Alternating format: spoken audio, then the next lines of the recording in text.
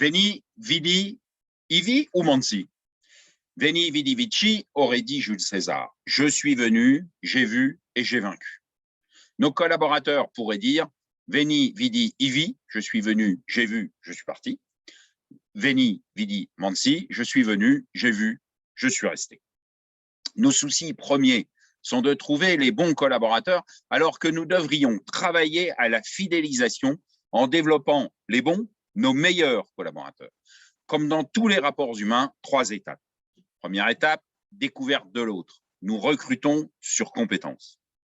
Deuxième étape, collaboration avec l'autre. Ils adhèrent à nos opinions. Troisième étape, difficulté ou non dans la durée. Nous nous séparons pour des raisons de comportement. Premièrement, Veni, je suis venu recruter.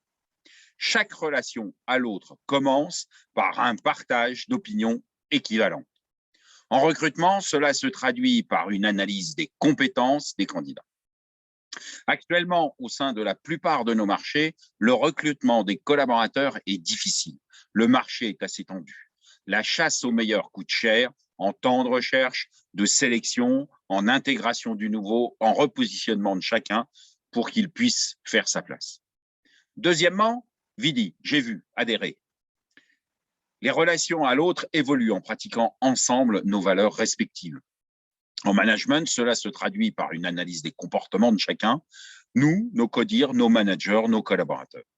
Dans les faits, nous veillons tous à mettre en avant notre culture d'entreprise, à pratiquer nos valeurs, à valoriser notre stratégie, à cultiver un management approprié à chacun, etc. Tout cela au travers de nos outils managériaux, marque employeur, entretien récurrent, entretien annuel, plan de formation, partage des bonnes pratiques, politique salariale. La question à cette étape est, faisons-nous réellement ce que nous annonçons? Troisièmement, Ivi ou Mansi, je suis parti ou je suis resté, fidélisé. Les relations à l'autre rompent ou perdurent à la lueur de la compatibilité des comportements, de nos comportements dans la durée. En relation au sein de nos entreprises, cela se traduit par plus ou moins de turnover. Nos managers de proximité nous remontent régulièrement que les collaborateurs partent pour des raisons salariales. En effet, c'est beaucoup plus simple. Ceci n'est pas plus simple pour nos managers, mais pour nos collaborateurs. Constatons 2 points. Il est assez rare que quelqu'un démissionne en annonçant à son management « Je pars car vous êtes mauvais ».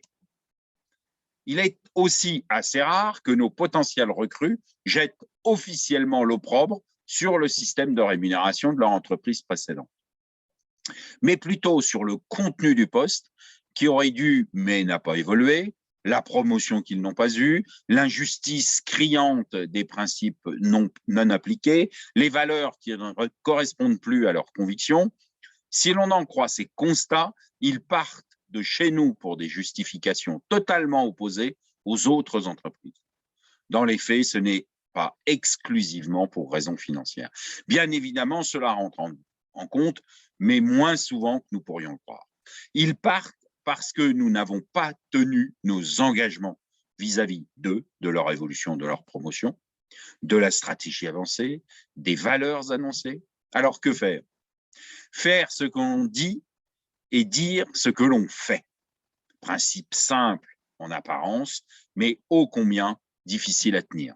Dans la durée, pour chacun d'entre eux, en phase avec les valeurs annoncées au départ, etc. La marque employeur, jolie expression pour dire que nous devons mettre en avant des pratiques éthiques au sein de chacune de nos entités. Excellent, nous le disons tous. Ceci est une page de pub ou des pratiques réelles au sein de nos équipes, le ressenti des acteurs? Notre marque employeur, n'essayons pas de faire un copier-coller sur celle du voisin qui nous semble valorisante, mettons en avant simplement ce que nous faisons réellement au sein de chacune de nos structures. N'oublions jamais que les meilleurs ambassadeurs de notre marque employeur sont nos propres collaborateurs. De là découlent nos recrutements de qualité. Utilisons notre réseau pour chasser les meilleurs. Notre réseau, le réseau de chaque membre de nos équipes?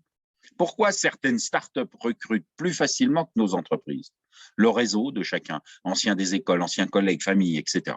Notre force de communication est en interne. Pour qu'elle soit encore plus efficace, mettons au quotidien nos valeurs en pratique, demandons-leur de nous recommander des profils de compétences élevées, nous nous chargerons de l'analyse de compatibilité avec nos valeurs. Dans un second temps, revisitons chacune de nos pratiques managériales pour être sûr que nos annonces correspondent à la réalité de terrain pour chacun. Mettre en avant ces pratiques, c'est bien. Contrôler les pratiques managériales, c'est mieux. Dirigeants, nous sommes responsables des pratiques managériales de chacun dans chacune de nos entités. Le turnover, c'est la mesure de l'adéquation des pratiques avec nos annonces. À très bientôt sur le terrain, à votre disposition.